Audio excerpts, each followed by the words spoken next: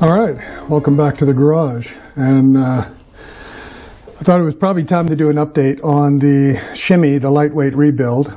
I apologize for not doing enough of these for those that have been watching the rebuild, but I've been working like a mad thing. I'm up at 5 a.m. in the garage by 5:30, then go to my day job, then back, then in the garage like 9 p.m. trying to get it all put together. And so I just haven't had the mental space to step back and decide to film. But I thought, as I'm kind of at the point now where body parts are going to start going on, it's probably a good idea to do a bit of an update. So where are we? Well, there is my rolling chassis with the drivetrain pretty much in. So let's go through it, and I'll start at the front. So what you're going to be seeing here is my 2.5 naturally aspirated engine. It's not actually the engine I first put in. That engine is sitting down here. So what happened was Mick Arnold from Mad Ford Engineering, who is a great guy, fabulous resource. He's our guru for anything military Land Rover. Had suggested when I brought the engine home to pull the oil sump off and have a look just to see what might be in there. It's probably, after 30 years, it's probably full of gunk. Well, I did, and I found some pretty big pieces of metal. So this is what I found in the oil sump.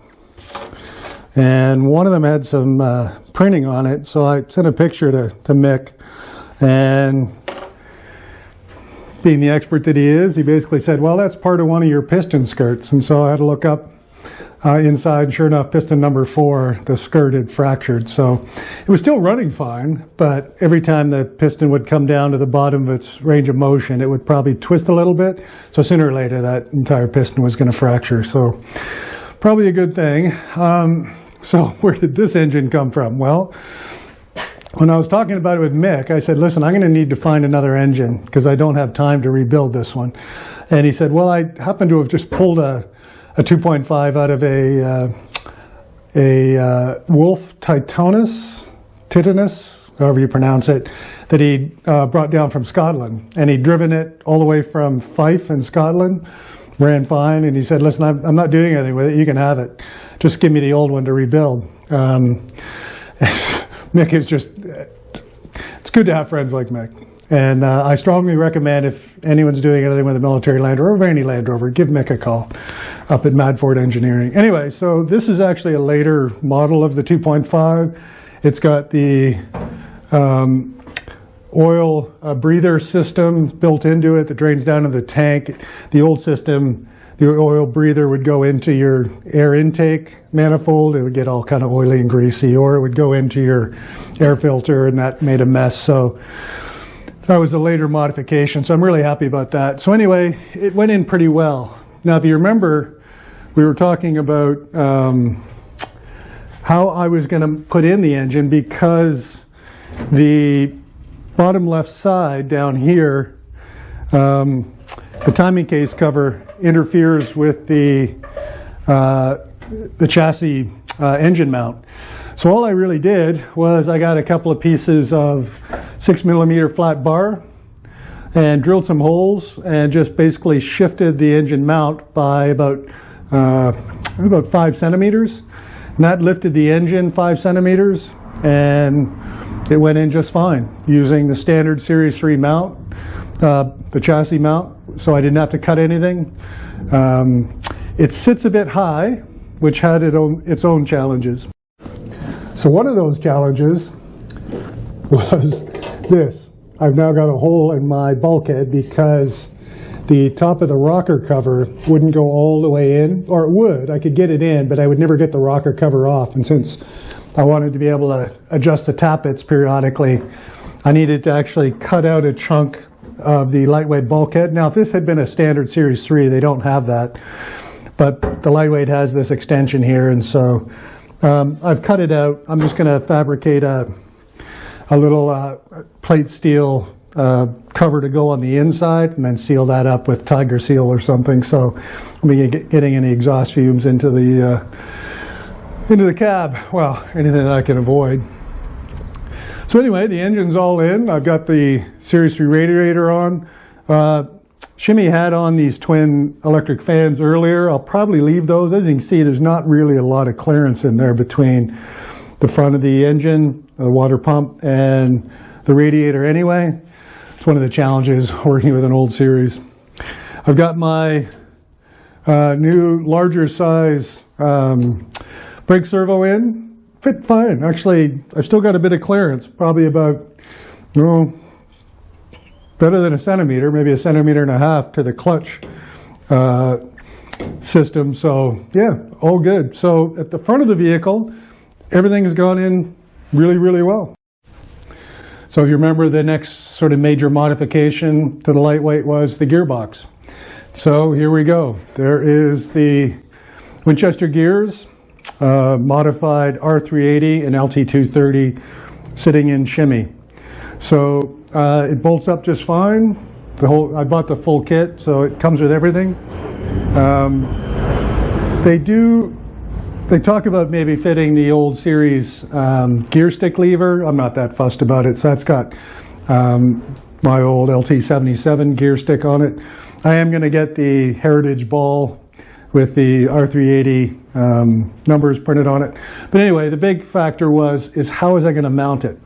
Now the Winchester gears kit comes with some mounts, but they're just disassembled bunches of metal, and you've got to be able to weld. Well, I don't weld, and I have no welding capability in my little home garage. So I was kind of pondering how I was going to get this thing installed, and I just went out and looked at my 90, and I decided I was going to buy a couple of the same mounts that the 90 uses. Now the chassis rails on the Lightweight are a little bit different, but essentially what I've done is, you can see down here, that is a standard 9110 Defender mounting point, and it's the same on the other side. Now to mount that, I had to drill 2 holes per side.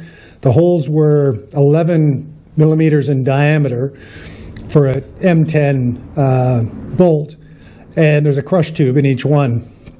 And then on the reverse side, there's a big chunk of plate steel that provides a little extra protection to the chassis rail.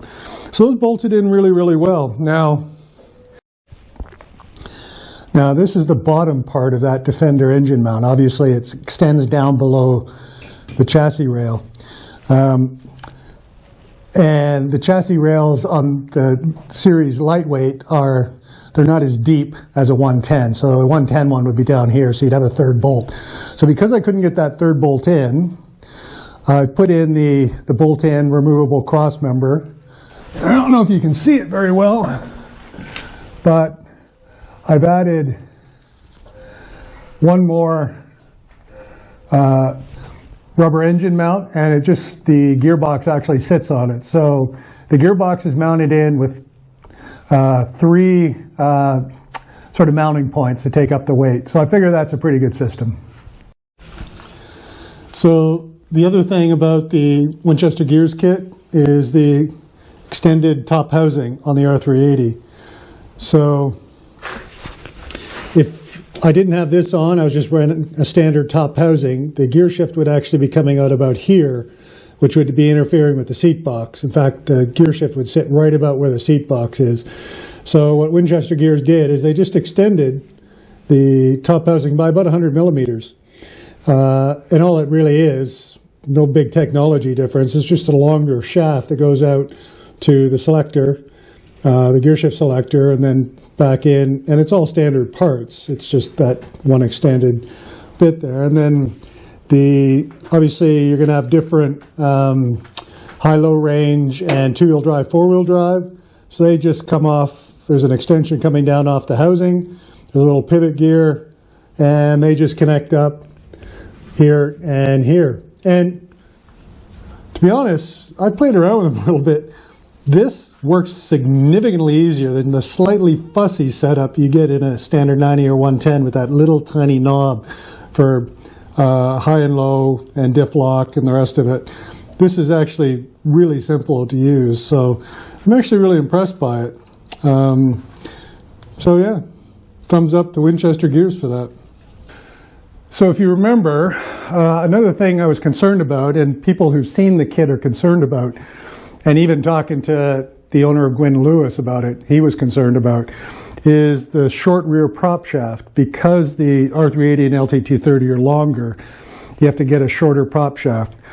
So the prop is in, and it's actually not as bad as I thought it might be. So there's my little prop shaft. Now it's currently sitting at a 13-degree angle, and that's with no weight in the truck whatsoever. So once I get the rear tub on, the rear tire carrier, get fuel in the fuel tanks, the rear is going to sink a little bit, and that angle will probably come down to under 10 degrees. Now the two key points is to avoid vibration, the output angle of the pinion on the diff and the output angle of the drive coming out of the back of the LT230 need to be within a couple of degrees of each other. And I measured these up, and without any shims whatsoever, I'm at less than 1 degree difference in angle between the two ends. So that should mean, with any luck, that at speed, I won't be getting any vibrations from the rear prop shaft. So they do advise that you constantly grease those things. It takes standard Land Rover UJs, so I'm going to bring a whole pile along to Algeria just in case we do burn through a few. But I do think once I get all the expedition weight in the back of the truck, jerry cans of water, jerry cans of fuel, food, spare parts, all that stuff, plus camping gear and everything else, the rear of the truck is going to settle anyway. So that drive angle should come down, and at the 1 degree tilt between the diff and the rear of the LT230, I think it should be good to go. Now what I don't have is the front prop. Apparently there's some kind of delay at Winchester Gears getting the front prop shafts from Gwyn Lewis. So I've got about 4 weeks until the Land Rover show at Belvoir Castle, apparently the Brits pronounce it, even though it should be Belvoir, the Land Rover Owners Show. So I'm hoping I'll have a front prop shaft by then, otherwise I'll be going in two-wheel drive. But yeah, the build's coming along really well. So at the moment I'm just working on the rear tub. I had a fair bit of corrosion around some of the seatbelt mounting points, so I've got to tidy that up. There's steel bracers that actually the seatbelt mounting points attach to, and naturally because the tub is aluminium, you had galvanic corrosion occurring over the 45 years of Shimi's life. So I got to tidy all that up, but overall the tub is in pretty good shape. So that should be sorted fairly quickly, and the tub will go on. Then I can check that the doors and the bulkhead are all lined up, and then it's the wiring harness. So the wiring harness is currently sitting in a bin over there. I pulled it out of Shimi. I marked every single wire before I pulled it out. I'm hoping it goes back in without too much difficulty. And then she's pretty much ready to go. So the deadline is still to have it ready for the Land Rover Owners Show. We've got a big stand that we've got for Popskis there. So if you're interested in what we do and you're in the UK and you're not at the far ends of Scotland or somewhere on an island, come on out, have a look at Shimi, see the finished product, have a chat to us about taking part in a PPE expedition. And yeah, that's the update for the moment. So, see you soon.